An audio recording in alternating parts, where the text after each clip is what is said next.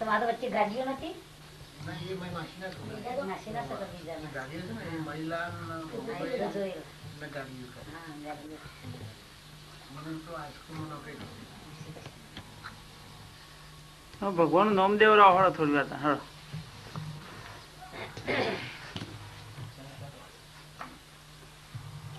શું કરો છો આ બધું? વિડીયો ઉતારું છું. આ ઘેર બેઠે જોવા થાય તમને. ટીવી માં કેસેટ મૂકી દે, ઘેર બેઠે તમારા દર્શન થઈ જાય બાપુ ના. જે બોલો એ બધું સંભળાય.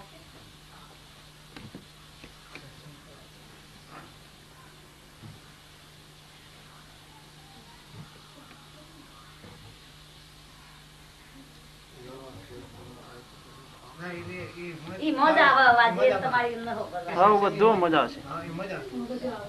આખો વિડીયો માં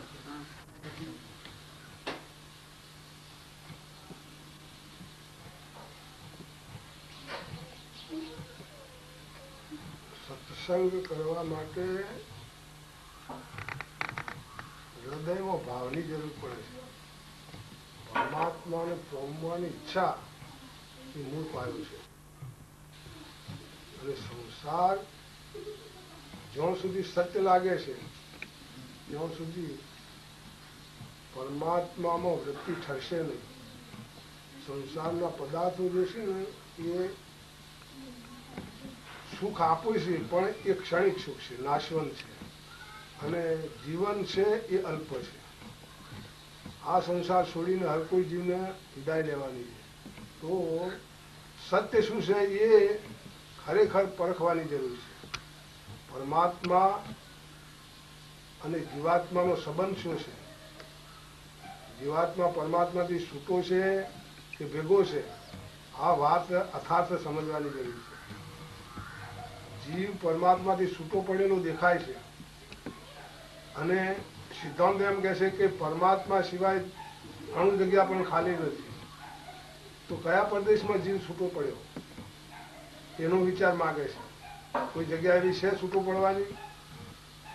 તો કે એવી પરમાત્મા સિવાય તો કોઈ જગ્યા છૂટો પડવાની છે નહીં. તો આ જીવ છૂટો પડ્યો છે એવું જે લાગે છે ને એ અથાર્થ નથી. પરમાત્મા મય જ છે.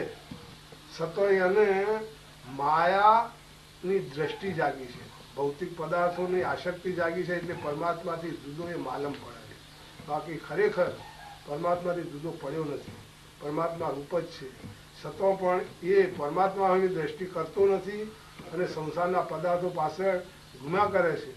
ત્યાં સુધી આ હેરાન થાય છે. અને હવે સંસાર દુઃખરૂપ લાગ્યો હોય તો પરમાત્મા પ્રત્યે ભાવ જાગવો જોઈએ અને પરમાત્મામાં ધ્યાન લગાવવું જોઈએ. મનુષ્ય અવતારમાં કદાચ સંસારે દુઃખરૂપ નહીં દેખાય. શરીર સારું હોય, સંપત્તિ હોય તો સંસાર દુઃખરૂપ દેખાય નહીં. પરંતુ આ વસ્તુ કેટલો ટાઈમ એ પ્રશ્ન છે. આજે આપણે જવાન છીએ તો જવાન રહેવાના નથી. આપણું જીવનકાલ ખલાસ થઈ જવાનું છે. તો આ જગતમાં આવીને આપણે કમાણા છે. એ સરવાળો મૂકે એને પરમાત્મા પાસે પ્રેમ જાગે. સંસારના પદાર્થો છે ને એ આપણું ભાન ભૂલાવે છે. માયા એવી છે ને કે ભૌતિક સાધનો જોઈ અને આપણી વૃત્તિ એમાં આરૂઢ થઈ જાય છે અને પરમાત્માને ભૂલે છે. પણ આ વસ્તુઓ અને આપણો દેહ આ બધું અસ્થિર છે. સ્થિર તો એક પરમાત્મા જ છે. હવે જે સ્થિર વસ્તુ છે એમાં આપણી વૃત્તિ જોમતી નથી ને અસ્થિર વસ્તુ પદાર્થોમાં, નાશવંત પદાર્થોમાં આપણી વૃત્તિ ભમ્યા કરે છે. ત્યાં સુધી આ દુઃખનો અંત આવે એવો નથી. તો કે સંસાર એવો છે ને કે ઘડીમાં સુખ દેખાય, ઘડીમાં દુઃખ દેખાય અને એ સાયા તડકો થયા જ કરે છે. મનુષ્ય અવતાર તો ઠીક છે, બુદ્ધિશાળી છે. પરમાત્માએ મનુષ્યને બુદ્ધિ આપી છે તો જીવન જીવી શકે, પણ કાયમ મનુષ્ય અવતાર રહેવાનો નથી. એક પ્રશ્ન એ છે. મનુષ્ય શરીર કાયમ રહેતું નથી. પછી કયું શરીર પ્રાપ્ત થાય એ નક્કી નથી. અને મનુષ્ય અવતાર સિવાય પરમાત્માની ઓળખ બીજા કોઈ અવતારમાં થતી નથી. તો આ જીવન પરમાત્માને ઓળખવા માટે જ આવ્યું છે. જો આ જીવનમાં પરમાત્માની ઓળખ ના થઈ તો બધું કમાણા પણ કોઈ કમાણા નથી. માયા કમાણી જે દેખાય છે ને એ કમાણી નથી, એ તો નાશવંત પદાર્થો છે. જીવન ચલાવવાની ખાતર જ છે, અને જીવન હશે તો સુધી તો બરોબર છે, પણ જીવન રહેવાનું નથી એ પ્રશ્ન છે. કોઈનું જીવન રહ્યું નથી. રાજા મહારાજાઓ બધા પણ આ જગત ઉપરથી વિદાય થઈ ગયા. તો પડ્યા પછી શું એ પ્રશ્ન છે. આ શરીર છૂટી ગયા પછી આપણે ક્યાં જવાનું? એક માણસ ભાડવાતો હશે ને તો મકાન માલિક કહે કે ખાલી કરો તો એને કેટલી ચિંતા થાય છે. બીજી જગ્યા ન ખોળે તો આવું એને સંતોષ ન થાય. તો આ પણ ભાડાનું મકાન છે, તો પછી આમાં આપણે કાયમ રહીશું એવું કરી અને એવું મોનીને આપણે દાડા કાઢીએ ને તો આ માલિક ક્યારે ખાલી કરાવે એ નક્કી જ નહીં.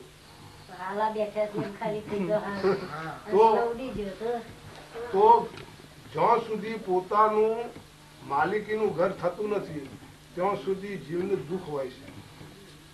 તો આ બધા જન્મો છે ભાડાનો ઘર છે.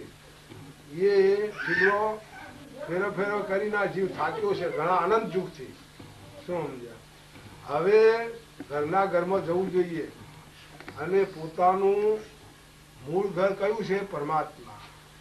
પરમાત્માને જે જીવ પામ્યો હોય એને પછી આ સંસારમાં ભૂલવું પડે નહીં. અને પરમાત્માને ન પામો ત્યાં સુધી આ સંસારના ક્લેશો મટી એવા નથી. તો ખૂબ પરમાત્માની ભક્તિ કરવી જોઈએ અને સંસારનો વ્યામો જે છે ને એ ઓછો કરવો જોઈએ. ધનની હર કોઈને જરૂર છે, પણ ન્યાય નીતિ અને પરમાત્માને મોરી રાખીને ધન કમાવવું. કદાચ ઓછું કમાવાય ને તો વાંધો નહીં, પણ ભેગું પાપ નહીં કમાવવું. એ જ મનુષ્ય જીવનની કર્તવ્ય છે. ધનની હર કોઈને જીવન છે તો જરૂર છે, પણ પાપ કરીને ધનની જરૂર નથી. ન્યાય નીતિથી જે ઈશ્વર આપે ને એ રીતે સંતોષ માનવો જોઈએ.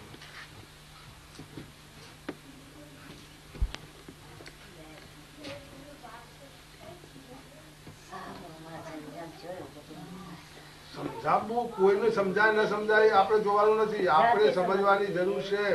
અને આ શરીર તો ક્યારે છૂટી જાય નક્કી નથી. જવાન હોય કે વૃદ્ધ હોય.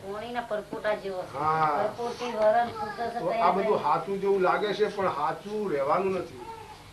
એ નિર્ણય હાચા જેવું લાગે છે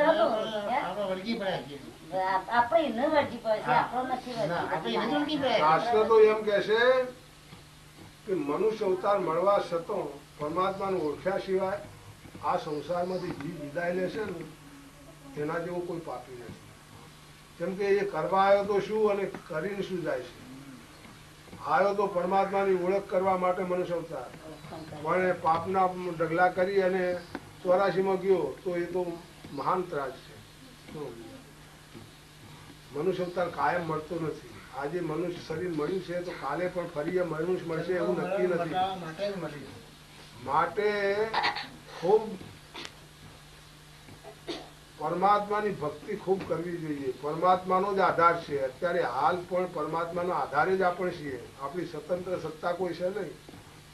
સત્તા તો દરેક જીવોમાં પરમાત્માની છે, પણ જે જીવો પરમાત્માની પરવા કરતા નથી એ પછી 84માં મળે. પણ પરમાત્માની પરવા કરવી જોઈએ, કેમ કે પરમાત્માની સત્તાવાળા કોઈ જીવ સ્વતંત્ર જીવી શકતો નથી. સુખ દુઃખ એ કર્મની થિયરી છે. પૂર્વે કર્મનો ભોગ છે. સુખ સંપત્તિ સારું શરીર રહે આ બધું પૂર્વ કર્મનો ભોગ છે. પૂર્વ કર્મ સારો હોય તો શરીરે સારું રહે, સુખ સંપત્તિ મળે, મોન પોન મળે આ સંસારમાં. પરંતુ હવે પછી ભાવિના જગતમાં શું થશે એ વિચારવાનું છે. આ તો પૂર્વની કમાણી ભોગવીએ છીએ, પણ હવે પછી આપણા હૃદયના ભાવો જેવા હશે ને એવું પરિણામ ભાવિ જગતમાં આવવાનું છે. માટે આપણા ભાવો શુદ્ધ સાત્વિક રહેવા જોઈએ અને કોઈ જીવને દુઃખ થાય ને એવું બને ત્યાં સુધી આપણું વર્તન ના આવવું જોઈએ. જો બીજા જીવનું તમારાથી દુઃખ થશે તો એ કર્મ ભોગવ્યાવાના તમારે છૂટકો નથી, અને ભોગવવા માટે 84માં જવું પડે. માટે કરવું તો સહેલ છે પણ ભોગવવું મુશ્કેલ છે.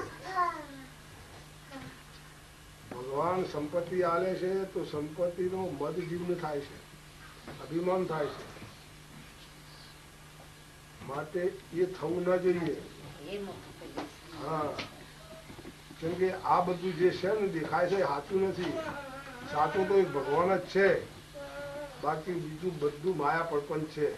એક દિવસ રાજા બનાવે ને એક દિવસ પછી પશુતામાં જવું પડે. કર્મ સારો ન હોય તો પશુઓનીમાં જવું પડે અને મહાન ત્રાસ સહન કરવો પડે. એના કરતા પરમાત્માના શરણે જવું, પરમાત્માની આરાધના કરવી. પરમાત્મા પ્રત્યે જે નો ભાવ છે ને એ પરમાત્માને જ પામશે. ગીતામાં ભગવાન કહેશે કે અંતકાળે જે ભાવ લઈને જીવ શરીર છોડે છે એ ભાવની એ પામે. તો અંતકાળે પરમાત્મા આપણા ભાવમાં રહેશે કે કેમ? કેમ કે જે બધી જિંદગી પરમાત્માનું ભજન કરતો હોય એ અંતકાળે પરમાત્માને યાદ કરી શકે, પણ બધી જિંદગી માયાનું પ્રપંચનું ભજન કરતો હોય તો અંતકાળે પરમાત્મા ના આવે. છોડાય જ નહીં. અંતકાળે પરમાત્માનું નામ લઈને પરમાત્માના ભાવમાં જે શરીર છોડે છે એ પરમાત્માને જ પામે. આખી જિંદગી જે કર્મો કરેલા હોય છે એ ચિતાર અંતકાળે આવી જાય છે અને એ સમૃદ્ધિમાં જ જીવ પછી એ ભાવોમાં જ જાય છે જેવા કર્મો હોય તેવા. આ સંસાર વ્યવહારમાં રહીએ તો બધું પરમાત્મા મેળવા જ નહીં ને. હવે તમારા જેવું સંત થઈ જવાય તો જ પરમાત્મા મેળવી શકે. એવું કશું નથી હોતું, એવું હોતું નથી. એ માન્યતા જ ખોટી છે. સંસાર છોડ્યાથી પરમાત્મા મળે છે ને એ માન્યતા જ ગલત છે, એ સત્ય નથી. દરેક ભક્તો મહાન પુરુષો એ બધાએ સંસારમાં જ થયા છે. કોક મહાત્મા વિરક્ત બન્યા છે, બાકી ઘણા ભક્તો બધા ગ્રસ્તી જ છે. ગ્રસ્તી ભક્તો હોય છે પણ ગ્રસ્તીમાં વ્યવહાર પ્રધાન જે માને છે ને એનાથી ભક્તિ થાય નહીં. ભક્તિ જ પ્રધાન છે, વ્યવહાર ગૌણ છે, એવી દ્રષ્ટિ જેની થઈ જાય ને એ જ પરમાત્માને. આસક્તિ સિવાયનું કર્મ કરવું, આસક્તિ સિવાય આસક્તિ કર્મ ને ફરજ બજાવીને કર્મ કરવું. ફરજ સમજીને કર્મ કરે છે ને એ નિષ્કામ થઈ જાય, એ સંસારમાં છૂટી જાય. પણ કરતા પણ અભિમાન હોય છે ને હા, એ કર્મનું બંધન લાગુ પડે. એટલે બંધન થાય છે, એને ભોગતાપણું આવે. જે કરતા છે એ જ ભોગતા છે, પણ ઈશ્વર ઈચ્છા આ બધું બને છે એમ જે માને છે ને એ નિર્દોષ છે. ઈશ્વરની શક્તિ વડે જ આ બધું સંચાલન ચાલે છે, આપણે કોઈ કરતા નથી. એવો જેનો ભાવ છે ને બધું ઈશ્વરને સૂંપી દે છે ને એ કમથી નિવૃત્ત થઈ જાય છે. સુખ આપત હોય એનું, દુઃખ આપત હોય એનું, એ ભાવથી બધું ઈશ્વરને સમર્પણ જે કરે છે અને ભક્તિ એનું નામ જ છે. એનું નામ જ ભક્તિ છે. ભક્તિનું સ્વરૂપ શું છે કે આપણી વૃત્તિ પરમાત્માથી જોડાવી એનું નામ ભક્તિ છે. પરંતુ પરમાત્માથી જોડાતી નથી પણ પદાર્થોથી જોડાય છે, એટલે પરમાત્માથી વિભક્ત થઈ જાય છે, જુદો પડી જાય છે. ભક્તિ તો કરે છે પણ કોણ કોની ભક્તિ કરે છે એ નક્કી થતું નથી. યથાર્થી ભક્તિ વધારે થઈ જાય. જેમ કે જેનું જે ચિંતન કરે છે એ એની ભક્તિ જ છે. પછી પદાર્થનું ચિંતન કરે કે પરમાત્માનું કરે, પણ ભક્તિ તો હર કોઈ જીવ કરે જ છે, પણ કોની કરે છે એ પ્રશ્ન છે. જો પદાર્થનું ચિંતન કરશે તો 84માં જશે, પરમાત્માનું ચિંતન કરશે તો પરમાત્માનું પામશે. ભક્તિનું સાધન બનાવ્યું પણ ભક્તિ એ સાધ્ય છે. પરમાત્મા તત્વ સાધ્ય વસ્તુ છે. પરમાત્મા તત્વ જે છે ને એ સાધ્ય છે. સાધના ભક્તિ અને સાધક વ્યક્તિ સાધક છે. પરમાત્માનું પામવા માટે સાધના કરે છે એનું નામ ભક્તિ. એ ત્રિપુટી થઈ, સાધક, સાધન અને સાધ્ય. તો પરમાત્મા એ સાધ્ય વસ્તુ છે, એનું પામવું છે. અને એના પામવા માટે જે પ્રવૃત્તિ છે એનું નામ સાધન છે. પરમાત્માનું પામવા માટે સેવા, સમરણ, દયા આ વસ્તુઓ આપણે સ્પેરમાં રાખવા પડે છે. એ સાધનો છે પરમાત્માનું પામવાનું. કોઈ જીવ ઉપર દયા એ પ્રધાન છે, દયા ધર્મ કો મૂળ હોય ને પાપ મૂળ અભિમાન. દયા હોય ને તો બીજાની સેવા કરી શકે, એના પર પણ દેવ નિર્દય માણસ કોઈની સેવા કરી શકે નહીં. અને બીજાની સેવા કરવાથી પરમાત્મા ખુશ થાય છે. તો કે પરમાત્મા તો દરેકમાં છે. જેની સેવા કરો છો એમાં ભગવાન છે. અને તમે ખુદ કોઈ પણ જીવની, પશુ પંખીની કે મનુષ્યની કોઈની સેવા કરો ને તો એ ખુદ ભગવાનની સેવા કરી રહ્યા છો, એમાં શંકા નથી. એમ કે એમાં ભગવાન છે એટલે ભગવાન સ્પેશિયલ ભગવાન તો હાથમાં આવે એવો જ નથી. પણ આ બધી વિભૂતિઓ પરમાત્માની જ છે. અને જે જીવની સેવા કરી એ ભગવાનની જ કરી, એ ભાવથી જ સેવા કરવી જોઈએ. કોઈ જીવને જરૂર હોય ને તો જરૂર આપણી શક્તિ હોય તો એને મદદ કરવી જ જોઈએ. બીજા જીવનો આશીર્વાદ એ જ કલ્યાણનો માર્ગ છે. અને બીજાના હૃદયને દુભાવવું ને એ નરકે જવાનો માર્ગ છે. આપણી સત્તા હોય, આપણું બળ હોય તો કદાચ પેલો બોલે નહીં, પણ એનું હૃદય દુભાય ને એ પ્રાચિત લાગે. એ કર્મ ભોગવવી પડે, એના માટે જન્મ લેવું પડે. એટલે મહાન રાજ છે. કોઈ જીવનું દુઃખ થાય એવું વાણીથી પણ બોલવું ના જોઈએ.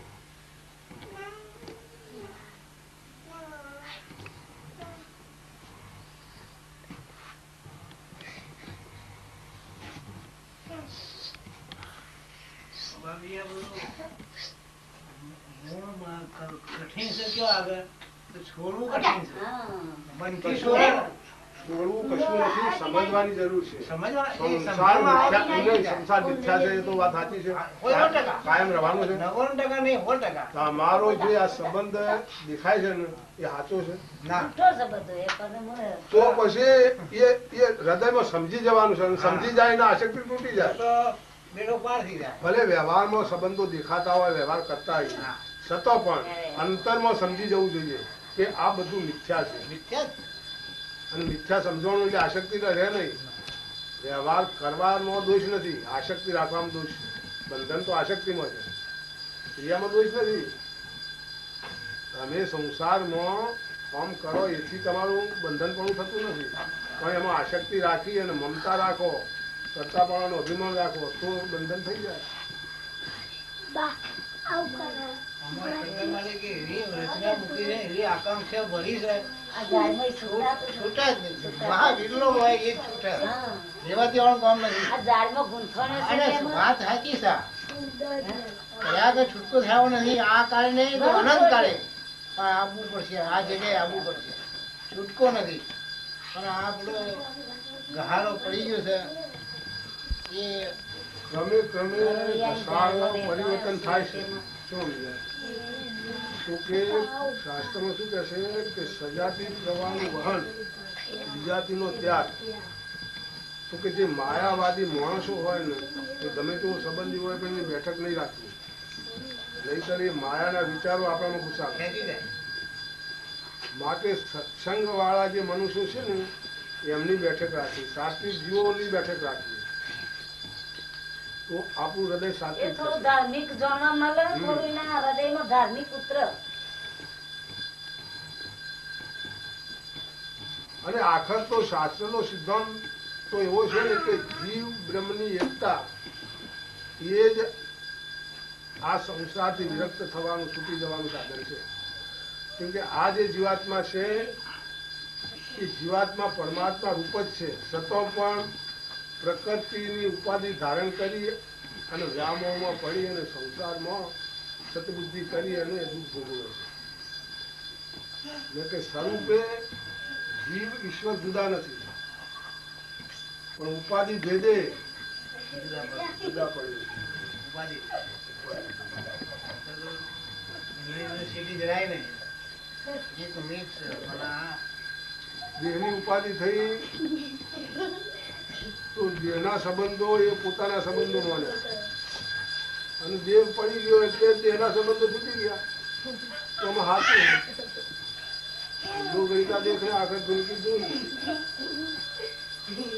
શરીર છે ત્યાં સુધી આ સંસાર નો સંબંધ છે ને. અને પછી તો આવો તો શરીર કંઈક ધારણ કર્યો, કંઈક સંબંધો કર્યા અને છોડીને હરતા થયા. તો એ બધા ખોટા પડ્યા તો આ ચોથી હાથો પડશે. હા બધું મને હાથો મોનો એ મૂર્ખતા નથી. તો એ બધા ખોટા, મારે ખોટું. પરમાત્મા જ સત્ય છે, બીજું બધું એ કેવળ ભ્રાંતિનું જ્ઞાન છે. કેમ આનંદ થઈ ગયો છે?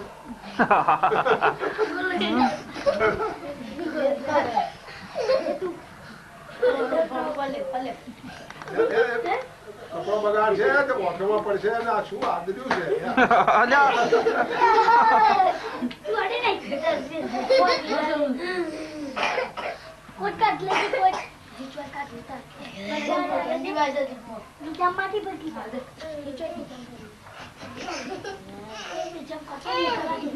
ફોટો લેવાનો